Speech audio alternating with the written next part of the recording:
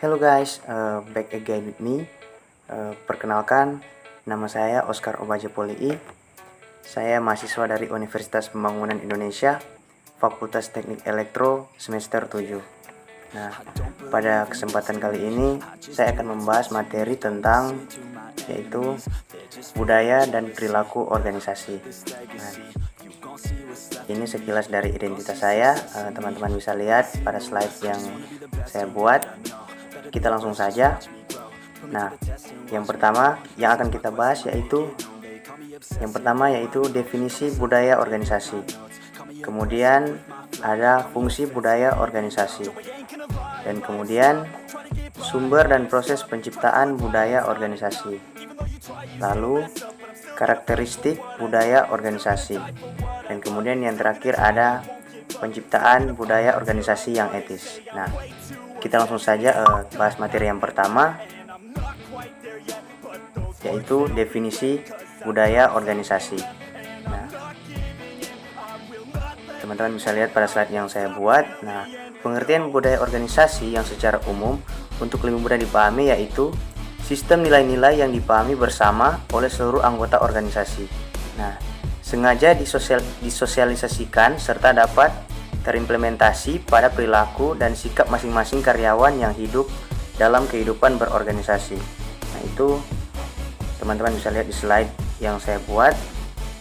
Kemudian, seorang ahli lain pula mendeskripsikan budaya organisasi sebagai sebuah sistem aturan informal yang menjelaskan bagaimana seseorang berperilaku dalam sebagian besar waktunya di dalam suatu organisasi. Nah, kemudian budaya organisasi ini mengacu pada suatu sistem berbagai arti yang dilakukan oleh para anggota. Nah, ini dapat membedakan organisasi dan organisasi lainnya. Nah, itu sekilas definisi dari budaya organisasi. Lalu kemudian berikut kita masuk dalam fungsi budaya organisasi.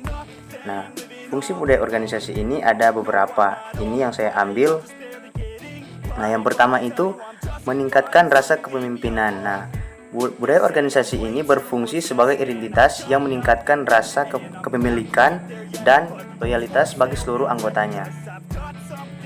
Dan kemudian budaya organisasi ini berfungsi sebagai alat untuk mengorganisir. Nah, maksudnya di sini mengorganisir yaitu mengatur suatu kelompok agar membentuk satu kesatuan. Nah, kemudian fungsi yang berikut yaitu meningkatkan kekuatan organisasi. Nah, maksudnya meningkatkan kekuatan organisasi ini yaitu meningkatkan kualitas suatu organisasi melalui nilai-nilai dan norma-norma yang ada dalam budaya organisasi tersebut. Nah, kemudian fungsi yang berikut yaitu mengontrol perilaku. Nah, nilai-nilai dan norma dalam budaya organisasi bisa memandu dan membentuk sikap serta perilaku karyawannya. Kemudian fungsi yang berikut yaitu mendorong kinerja anggota.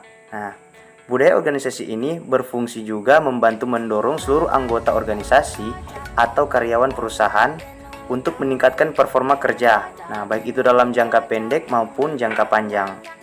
Dan kemudian fungsi yang berikut yaitu menentukan tujuan organisasi. Nah, budaya organisasi ini berfungsi sebagai alat untuk menentukan arah atau hal-hal yang bisa dilakukan dan tidak. Nah, kemudian kita masuk dalam yaitu sumber dan proses penciptaan budaya organisasi.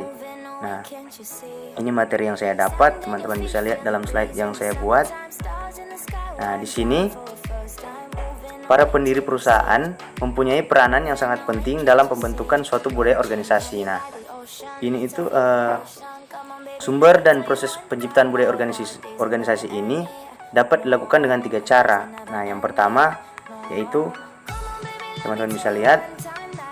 Nah, yang pertama, pendiri hanya merekrut dan mempertahankan karyawan yang sepikiran dan seperasaan dengan mereka. Dan kemudian yang kedua yaitu pendiri melakukan indoktrinasi dan menyosialisasikan cara pikir dan berperilakunya kepada karyawan. Dan kemudian yang terakhir yaitu perilaku pendiri sendiri bertindak sebagai model peran yang mendorong karyawan untuk mengidentifikasi diri dan dengan demikian menginternalisasi keyakinan, nilai, dan asumsi pendiri tersebut. Nah, itu sumber dan proses penciptaan budaya organisasi. Kemudian kita masuk dalam materi yang berikut, yaitu karakteristik budaya organisasi. Nah, di sini ini adalah materi yang saya dapat.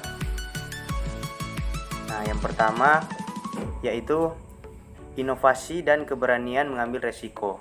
Nah, ini maksudnya sejauh mana karyawan didorong untuk bersikap inovatif dan berani mengambil resiko.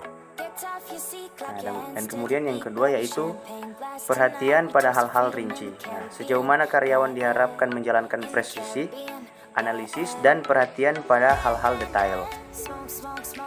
Kemudian yang ketiga yaitu orientasi hasil. Nah, sejauh mana manajemen berfokus lebih pada hasil ketimbang pada teknik dan proses yang digunakan untuk mencapai hasil tersebut. Dan kemudian karakteristik yang berikut yaitu orientasi orang. Nah, sejauh mana keputusan-keputusan manajemen mempertimbangkan efek dari hasil tersebut atas orang yang ada di dalam organisasi. Kemudian yaitu orientasi tim. Nah, sejauh mana kegiatan-kegiatan kerja di organisasi pada tim ketimbang pada individu-individu. Dan kemudian ada keagresifan. Nah, sejauh mana orang bersikap agresif dan kompetitif ketimbang santai. Kemudian yang terakhir yaitu stabilitas. Nah, sejauh mana kegiatan-kegiatan organisasi menekankan dipertahankannya status quo dalam perbandingannya dengan pertumbuhan. Nah, itu sekilas karakteristik budaya organisasi. Kemudian yang berikut yang akan kita bahas yaitu penciptaan budaya organisasi yang etis. Nah, ini adalah materi yang terakhir. Ini materi yang saya dapat. Nah, yang pertama yaitu model peran yang visible. Maksudnya mengomunikasikan harapan yang etis adalah salah satu cara menciptakan budaya organisasi yang etis. Karyawan akan melihat perilaku manajemen puncak sebagai acuan standar untuk menentukan perilaku yang semestinya diambil. Itu yang pertama. Kemudian yang berikut yaitu komunikasi harapan etis. Nah, ini dapat meminimalkan dengan menciptakan dan mengomunikasikan kode etik organisasi. Dan kemudian yang terakhir yaitu pelatihan etis. Nah, pelatihan etis ini digunakan untuk memperkuat standar tuntunan organisasi, menjelaskan praktik yang diperbolehkan dan yang tidak, dan menangani dilema etika yang mungkin muncul. Sekian dari materi saya, mungkin hanya singkat tapi semoga bisa membantu bagi semua yang menonton video ini. Bingung mau kuliah di mana? Kuliah di UNPI aja. Terletak di Jalan Walter Monginsidi 6 nomor 129 lingkungan 2 Bahu Manado. Kampus UNPI didirikan pada tanggal 2 Oktober tahun 2000. Kampus UNPI mempunyai 6 fakultas, yaitu yang pertama Fakultas Keperawatan, Fakultas Pertanian, Fakultas Ilmu Sosial dan Ilmu Politik, Fakultas Hukum, Fakultas Teknik, dan Fakultas Sastra. Dan bagi teman-teman yang berminat di bagian elektrokomputer, mari bergabung bersama dengan kami di Fakultas Teknik Program Studi Elektrokomputer. Info selengkapnya bisa dilihat di media sosial UNPI.